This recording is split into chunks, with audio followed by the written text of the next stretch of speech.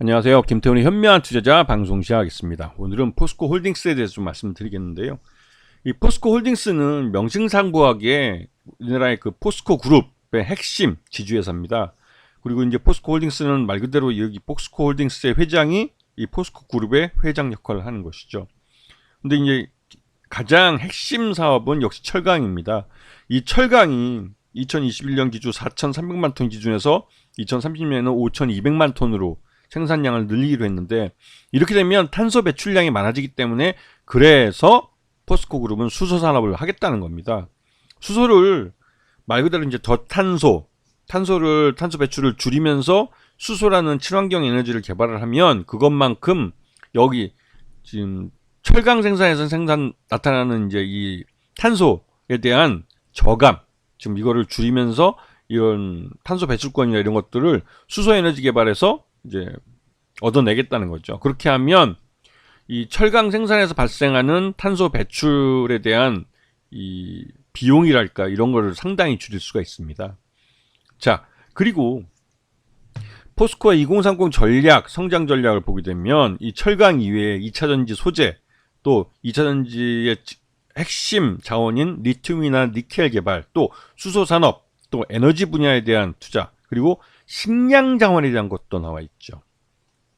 그래서 이 포스코는 명실상부한 우리나라 최고의 제철소이면서 또 한편으로는 아시아 최대, 그리고 세계에서 단일 제철소로는 뭐 조강 생산량 1위를 할 수 있는 그런 경쟁력 있는 철강 회사로 알려져 있습니다.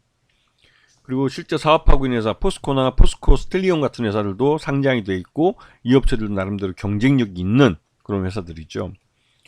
그리고 무엇보다도 2차전지 소재는 핵심적인 그 미래 먹거리일 뿐만 아니라 이제는 미래가 아니라 현실적으로도 이 포스코의 그 성장을 견인해가는 그런 사업 분야이기도 합니다. 물론 지금 작년에 이 전기차 시장 자체가 이제 말 그대로 이제 대중화로 넘어가면서 일시적인 그 소비 둔화 현상이 나타나고서 그런 부분 때문에도 좀 어려움을 겪고 있고, 특히나 테슬라가 전기차 가격을 인하하면서 거기에 들어간 핵심 소재들에 대한 가격도 인하를 요구받고 있고, 특히나 이제 배터리 셀 업체들이 그러한 그 요구를 받으면서 이런 그 2차전지 소재 쪽 업체들에게도 이 가격 인하를 요구하고 있죠. 하지만 이런 소재 쪽은 한참 많이 투자가 이루어지고 있기 때문에 함부로 그 가격을 낮추기에는 좀 어려운 부분이 있습니다.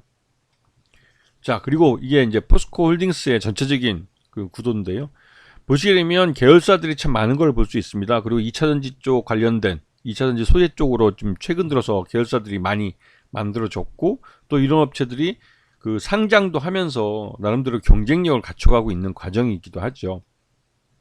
그리고 앞에 잠깐 말씀드렸던 이 수소 사업, 이쪽은 이 탄소 배출이 많은 철강 사업을 보충하면서 말 그대로 저탄소 그 클린 에너지를 개발하는 그런 의미가 있습니다. 그렇기 때문에 포스코가 굉장히 많이 투자하고 있는 분야고, 에너지에 대한 부분은 포스코 인터내셔널이 미얀마 가스전을 개발하면서 실제로 이 가스전 그러니까 자원 개발에 성공을 하면서 이러한 경험을 바탕으로 해서 전 세계 에너지 개발에 나서고 있는 모습이죠.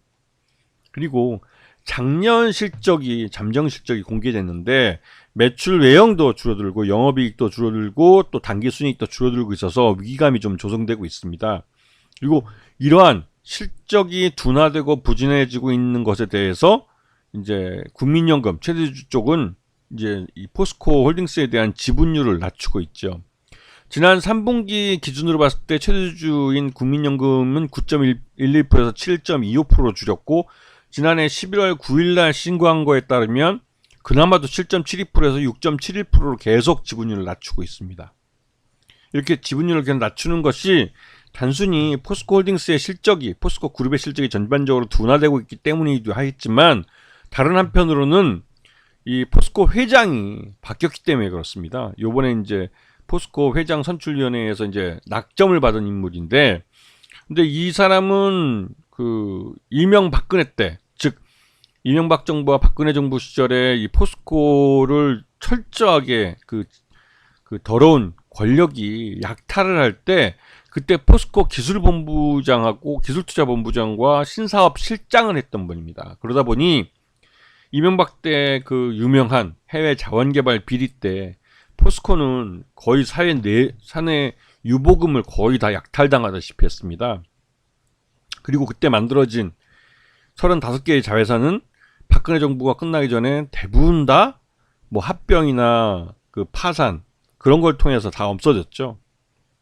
그래서 순수하게 이제 회사 사내 유보금 그냥 그러니까 갑자기 그냥 허공에 사라져버린 겁니다.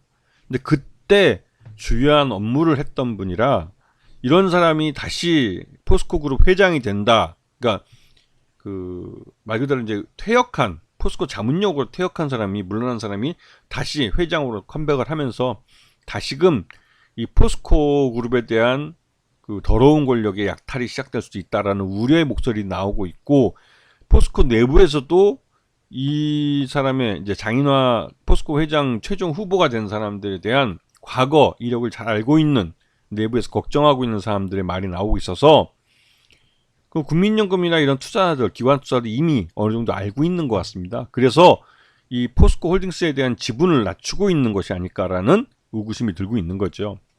지금 보시게 되면 이 포스코 홀딩스의 작년 2023년 실적 기준으로 봤을 때 적정 주가 한 65만 원 정도로 평가됩니다. 그런데 65만 원은 작년 8월 달에 이미 주가가 거의 그 가격에 이제 도달을 해버렸고 그 이후로 처음으로 이제 그 포스코 홀딩스의 회장이 연임되지 않고 교체될 수 있다는 말이 나온 겁니다. 그 말이 나오자 주가가 폭락하기 시작했죠. 왜냐하면 예전에 이명박 정부와 박근혜 정부 때도 이 포스코 홀딩스, 그러니까 그때는 포스코 회장이죠. 포스코 회장이 바뀌고 나서 그 다음부터 이제 약탈이 시작됐습니다. 이 내부에서 그 회사 내부에서 반발도 있었지만 그 반발하는 분들은 대부분 다 회사에서 쫓겨났죠. 그리고 회사를 망치는 사람들이 경영권을 갖고 행사를 하다가 결국은 나중에 포스코 뭐 해외 자원개발 비리라든가 그런 것들로 다 수사를 받았고 그때 수사를 한 게 지금의 윤석열 그 검찰 특수부입니다. 그 대부분 다 이제 좀 그 솜방망이 처벌을 당했죠. 그래서 요번에 또 해먹을 수 있다는 말이 나오는 게 처벌이 제대로 되지 않기 때문에 겁을 먹지 않는 거죠. 특히나 이제 검찰 특수부나 이런 검찰 쪽 사람들이 자기들 편이라고 생각하니까 자신들이 죄를 지어도 이 검찰이 기소하지 않으면 그 법에 대해서 처벌을 받지 않는다는 걸 너무 잘 알고 있는 것이 아닌가 해서 지금 국민연금도 지분을 줄이고 있고 외국인 투자가들이나 이쪽도 뭐 이 포스코 홀딩스에서 별로 그렇게 좋게 보는 것 같지는 않습니다.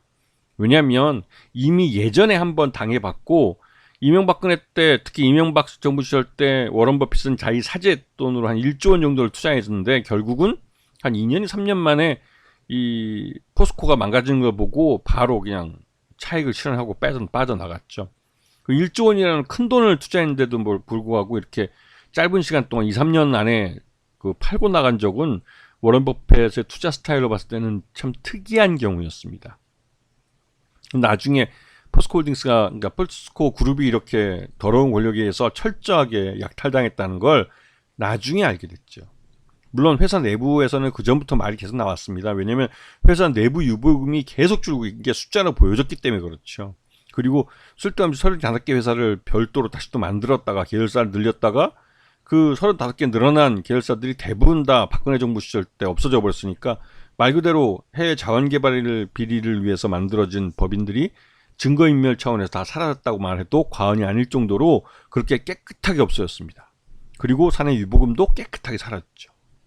그런 경험을 투자자들이 알고 있기 때문에 기관 투자자들이나 외국인 투자자들도 이미 그런 경험을 봐왔기 때문에 회장이 바뀐다고 했을 때 그런 불안감에 이 지분율을 낮추고 있는 것이 아닌가라는 의구심이 들고 있습니다. 아시겠죠?